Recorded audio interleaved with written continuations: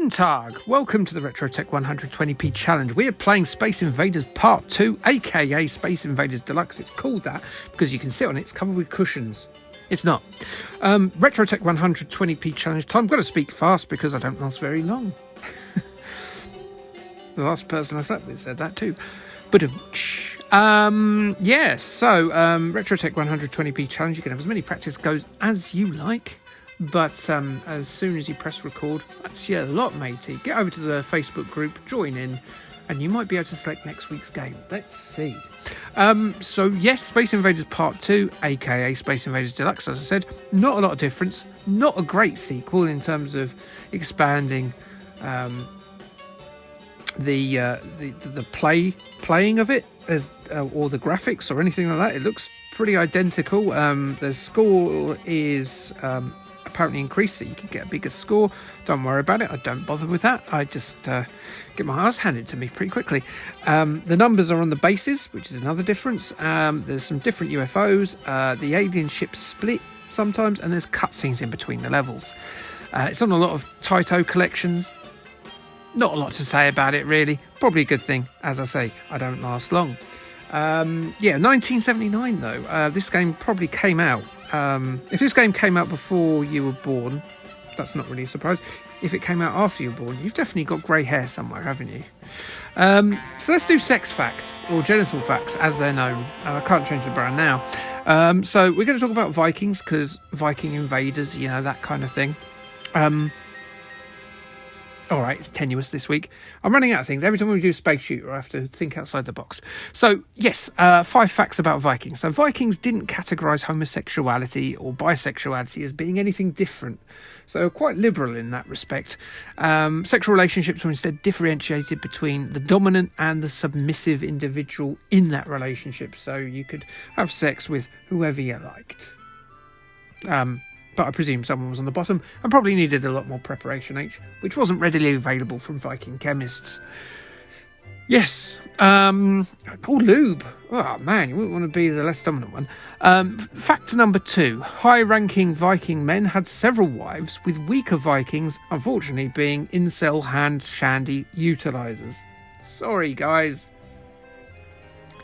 Not getting some of the weaker ones. I'd be one of them. Most Viking women were married off between the ages of 12 and 15. Eek. Put that down as a Savile fact. Oh dear. Yeah. It's one of those pause for thought, isn't it? Fact number 4. If a wife was adulterous, then a Viking could kill both the wife and the lover. With no recriminations at all. However, and here we go, here's those old standards. Naturally, a male Viking could shag about with gay abandon. Literally, as we found out from fact 1. Yeah. And they had, obviously, the raping thing is unfortunately part of the history. It's not a made-up thing. And if a sex slave died, the Viking men would just hurl the body into the street to be eaten by dog, wolf, or bird. Brilliant, eh? What a way to go out. Shagged to death by a big violent hairy man and then thrown out into the street to be eaten. Anyway, that's enough about how Antony's ancestors died. Sorry, mate. That's the end of my go. I remember playing this because I recently watched Jewel of the Nile recently, and with my son, and he thought it was pretty good. It's terrible compared to the sequel, but in it, Michael Douglas gets in a F-16 and he blows loads of stuff up and he says, "This ain't like Space Invaders." And it's a lot like Space Invaders, he finds out, because he blows up loads of tanks. It's not really like Space Invaders, they're tanks, not jellyfish, Michael, honestly, come on. My second go's not very long at all, so I better tell you what's coming up on the channel. So this week, I think I've got the Zoids video coming up. There was a Zoids game on the Amstrad Commodore 64 Spectrum and the MSX, so that's coming up this week. In 2 weeks, I've got a video about, because WrestleMania's coming up, I've got one about Steel Cage Challenge on the NES, the Game Gear and the Master System. And I haven't actually done next week's video yet, and I think I'm going to be doing something, I reckon, which has been a well-covered one, but it's one that surprisingly hasn't come up on my... what's that series I do? Flop movies.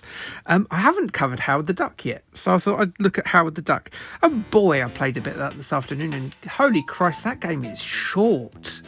So yeah, Howard the Duck is coming up this week. So not a lot of video footage on that, even though I've got about 4 formats on the go. So yeah, that's coming up. And I think the other thing I was going to do this week was because the YouTube algorithm, I'm not usually motivated by that, but I'm interested in the experiment. Apparently it sort of favours shorts at the moment, so you might see some repeat content coming up from me. I'm going to do some wrestling related shorts to do with WrestleMania, so I'm going to use some of my old footage and just whack it up as a short, just to see what happens, see if it changes my luck with the algorithm. There you go. Really not a very good second go. I'm still going, but vaguely here.